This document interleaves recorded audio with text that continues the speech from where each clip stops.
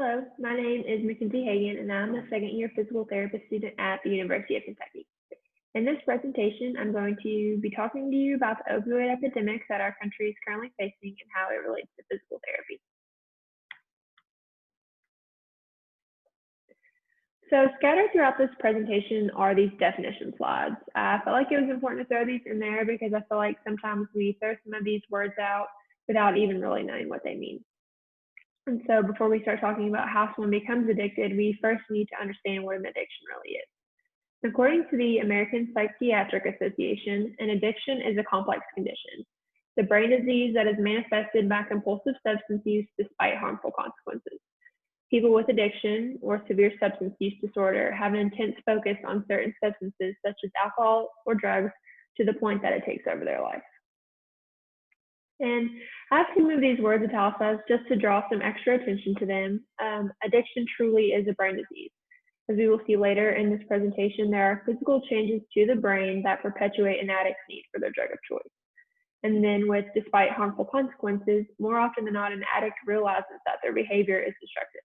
But again, going back to those changes in the brain, they will choose to ignore signs that things are getting out of hand time and time again. So how does someone get addicted? This graphic taken from drugabuse.com does a great job of showing what is going on in the brain. In a substance-free brain, the chemical dopamine, which is the orange dots in the graphic, is released. And when dopamine binds to certain receptors, that is what causes people to have feelings of pleasure and reward. After dopamine binds and the individual begins to have these feelings, it travels back to where it comes from. And this process continues to happen with pleasurable activities like eating your favorite food or when having sex. On the other hand, the brain of the person taking opioids, the opioid binds to specific receptors called mu-opioid receptors and causes massive amounts of dopamine to be released, much more than what is released in a substance-free brain. And this is what causes the feelings of that extreme euphoria or the high that addicts strive for. So I understand that this slide can appear a little overwhelming at first, but basically this is just illustrating the changes that occur in the brain with repetitive opioid exposure. In the ventral tegmental area, or the VTA, large amounts of dopamine are released into the nucleus accumbens, and that's what results in those sensations of pleasure. The hippocampus creates lasting memories that associate feelings of pleasure with the use of opioids, and the locus coeruleus, which is responsible for releasing noradrenaline to keep the brain reactive. So imagine those are feelings of fear and stress if you're in a high pressure situation. That area becomes overactive.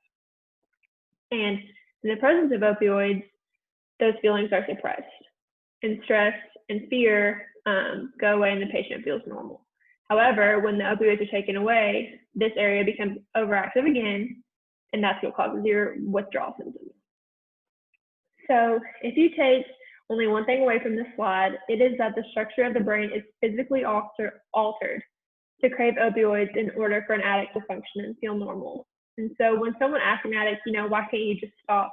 This slide illustrates absolutely why an addict can't just stop. There are physical changes in the brain that alter how they can behave. We're now going to start talking a little bit more about pain and how to manage pain. According to the International Association for the Study of Pain, pain is defined as an unpleasant sensory or emotional experience associated with actual or potential tissue damage. The main takeaway from this is that pain is a multifaceted sensation, and there are a lot of things that can influence how someone experiences pain.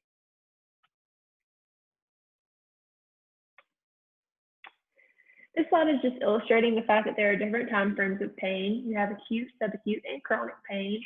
Acute pain is going to last 1 to 4 weeks following the initial injury, and it occurs as a direct result of tissue damage or potential tissue damage.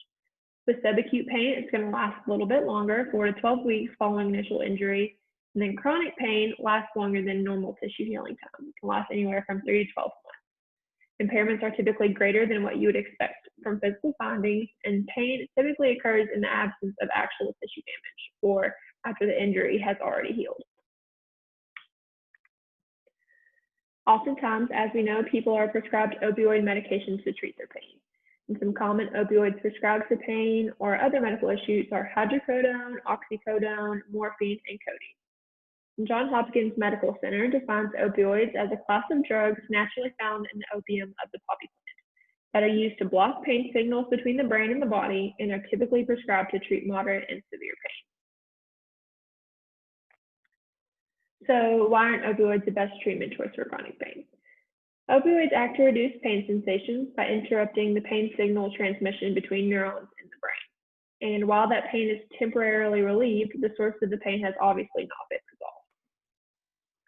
Some of the side effects of taking opioids are depression, overdose, developing an addiction, and experiencing symptoms of withdrawal upon cessation. The risks of taking opioids truly outweigh the benefits.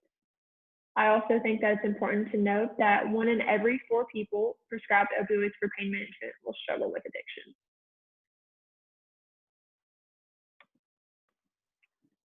So in contrast to using opioids for pain management, physical therapy is by far the best choice for treating chronic pain.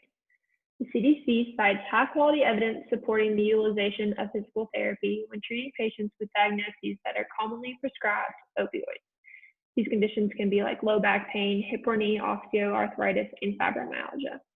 Physical therapists are able to better manage pain through exercise, manual therapy, patient education, and teamwork with other providers.